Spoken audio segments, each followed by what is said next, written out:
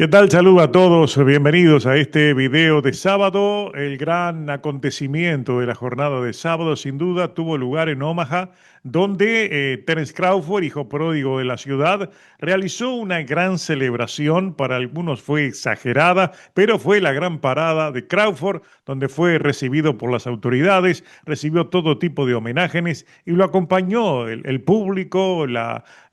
fanaticada del boxeo, celebrando lo que consideran allí en Omaha fue una gran hazaña. En primer lugar, lograr su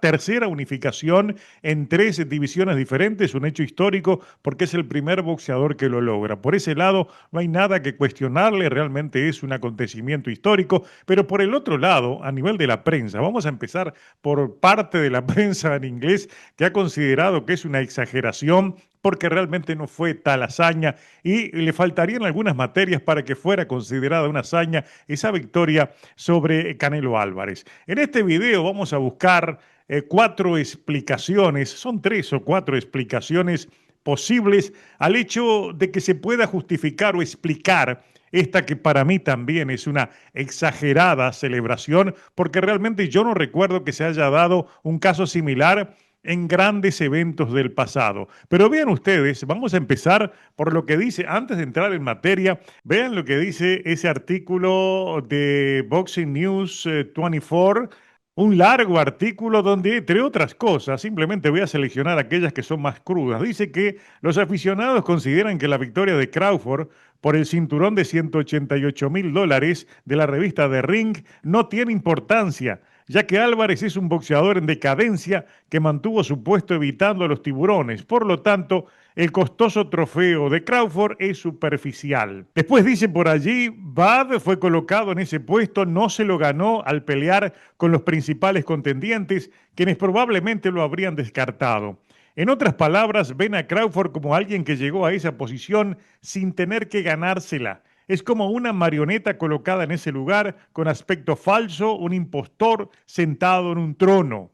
Los críticos, después dice, esto en un título, afirman que Crawford evita a los contendientes. Creo que las posibilidades de Crawford para conservar los cuatro cinturones en las 168 libras son escasas y solo serán posibles si se empareja con cuidado, evitando los contendientes más importantes, como muchos creen que Canelo ha estado haciendo para conservar sus títulos. Si Crawford se enfrenta a peleadores como Benavides, Billy, Lester Martínez o Osley Iglesias, dudo mucho de que gane. Después por allá abajo dice, la actuación de Crawford fue todo menos excelente, a menos que se la mire desde una perspectiva opuesta, considerándola mediocre como excelente. No fue una actuación ni remotamente impresionante la de Crawford, que lucía viejo y apenas mejor que el deslucido Canelo.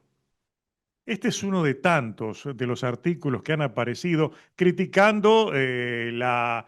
desmesurada dimensión que le han dado a esta celebración, como realmente hubiera enfrentado a un boxeador invencible y fundamentalmente todos alegan lo mismo. Canelo Álvarez ya está viejo y desgastado y esta pelea realmente fue como una oportunidad porque no llegó escalando y enfrentando a mejores para clasificar, lo mismo que hacía Canelo, que enfrentaba a boxeadores elegidos. Entonces, en este caso,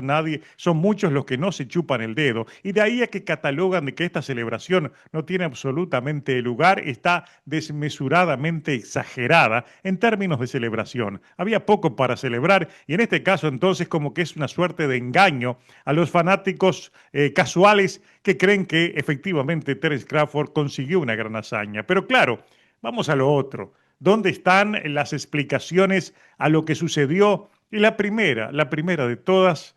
que yo les adelanté en el título, que efectivamente lograron construir una gran historia encima de un boxeador promedio que lo trajeron hasta este 2025, consiguiendo títulos, esquivando a aquellos grandes rivales y logrando que se transformara en un verdadero mito. Por eso entonces la celebración de Terence Crawford tiene que ver con aquello de que se creyeron el cuento y efectivamente lo celebraron como que fuera una gran hazaña. Esa es una realidad muy cruda. Yo sé que a muchos no les va a gustar escucharla, pero es la realidad. Es decir, vendieron durante mucho tiempo la existencia de un boxeador campeón indiscutible que no enfrentaba a los que tenía que enfrentar, y cuando perdió el que le ganó, cree que le ganó aquel que les había ganado a todos, por esa colección enorme de cinturones y ese palmarés encima de las derrotas de grandes figuras del pasado, como cuando enfrentó, por ejemplo,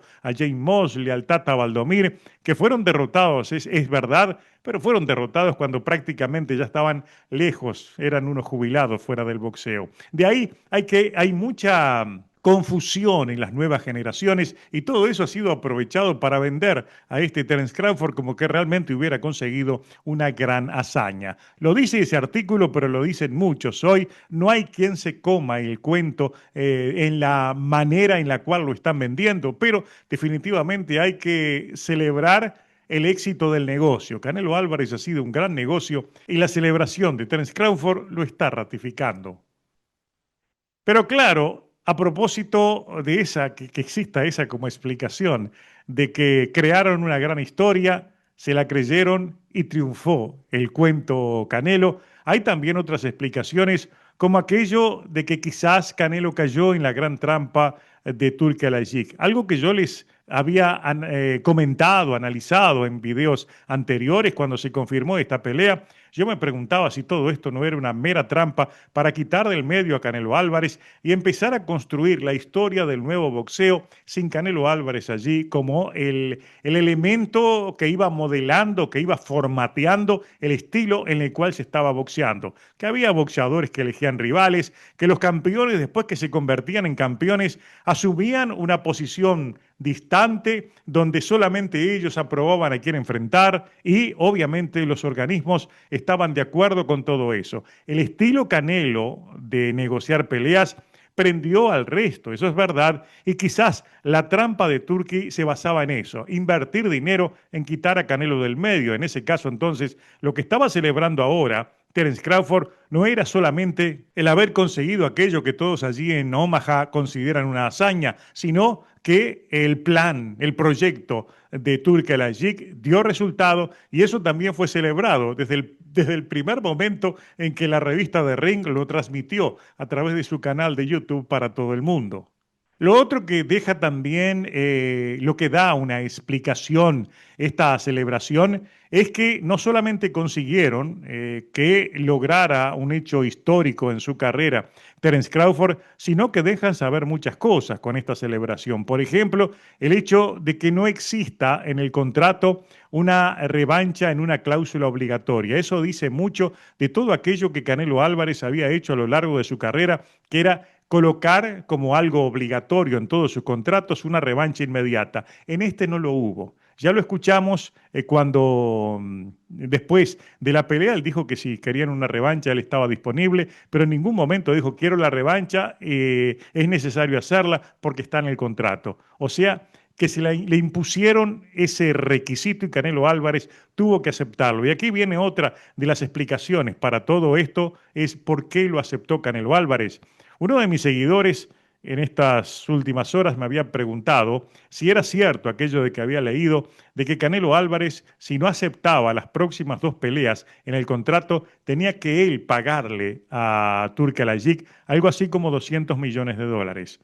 Yo no supe qué responder, honestamente, porque no tengo esa información, pero si entramos en el terreno de la especulación encima de lo que ha sucedido, es muy posible de que ello sea verdad, de que Canelo Álvarez, ante una cifra descomunal como pueden ser 300 o 400 millones de dólares, que para su patrimonio eran tan necesarios, aceptó firmar de ojos cerrados quizás un contrato con reglas leoninas, con reglas muy estrictas que al final del día no lo favorecen sino que lo perjudican. Quizás dentro de las posibilidades que asumió Canelo Álvarez de un contrato que en otras oportunidades hubiera sido inaceptable, era la posibilidad de perder ante Terence Crawford, porque si lo miramos fríamente, se lo tomó con mucha parsimonia, se lo tomó como algo normal, como algo que podía suceder, incluso no hubo muchas exigencias, es decir, el dinero a ganar compensaba todo, pero el dinero a ganar de aquí adelante puede determinar otra cosa, que quizás los seguidores, los grandes fanáticos de Canelo Álvarez, que han padecido, que han sufrido mucho por esta derrota, tendrían que empezar a prepararse para otra parada, pero no en Omaha, sino en Londres, en caso de que se confirme de que en febrero o marzo, cuando sea el momento de cumplir con la próxima pelea de las dos que le quedan a Canelo Álvarez en el contrato con Turkelajik, deba enfrentar a Chris Eubank y Eubank lo venza, porque si lo venció Terence Crawford subiendo de 147 libras, es de esperar que en este momento al Canelo que vimos totalmente deslucido y desgastado enfrentar a Terence Crawford, hasta Chris Eubank que le va a ganar, que es un 168, que es un hombre más grande y que tiene ganas también de hacer su propia historia. Quizás sea peldaño para algo más, pero prepárense porque es posible que esta parada sea la primera de dos o de tres, en función de los rivales que le haya elegido Turkelajik para ese contrato que quizás,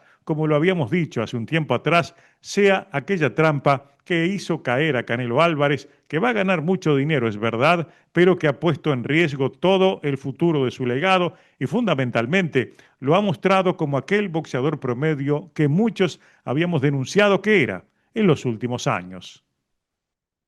Y claro, nos queda para cerrar este video, que es meramente una reflexión en función de lo que sucedió en Omaha, donde se realizó esa parada, esa celebración, ese desfile, que muchos han catalogado de exagerado. Yo también lo siento que fue exagerado, pero por sobre todas las cosas hay que preguntarse si fue o no fue legítimo el festejo de Terence Crawford. Si lo miramos desde la perspectiva de que él ha logrado consagrarse en tres divisiones diferentes como campeón unificado, amén de que también es campeón en 154 libras y todavía queda pendiente la posibilidad de que baje a 160 y busque la hazaña allí, realmente esto era una celebración legítima. Terence Crawford ha logrado muchas cosas para alguien que no ha sido popular, para alguien que ha sido rechazado y que, como él mismo lo dice, se lamenta de que aún después de haber vencido a Canelo Álvarez, lo siguen rechazando. Ese artículo que veíamos refleja mucho de lo que mucha prensa en inglés está hablando mal de Terence Crawford y él lo viene lamentando. Por ese lado, yo entiendo que sí es legítimo que realice una celebración de lo que consiguió en términos de números. Ahora, por haber vencido a Canelo Álvarez, si realizaron esa celebración por haber vencido a Canelo Álvarez, en ese caso sí uno puede alegar que efectivamente, como lo dice el artículo, han exagerado y no es tan legítima como pretenden celebrar algo que no tiene tanta importancia en función de que estamos hablando de dos rivales prácticamente casi retirados del boxeo, que venían eligiendo rivales, que prácticamente no peleaban y que en el caso de Terence Crawford aprovechó una oportunidad, no se la ganó, así como lo dice el artículo de Boxing News.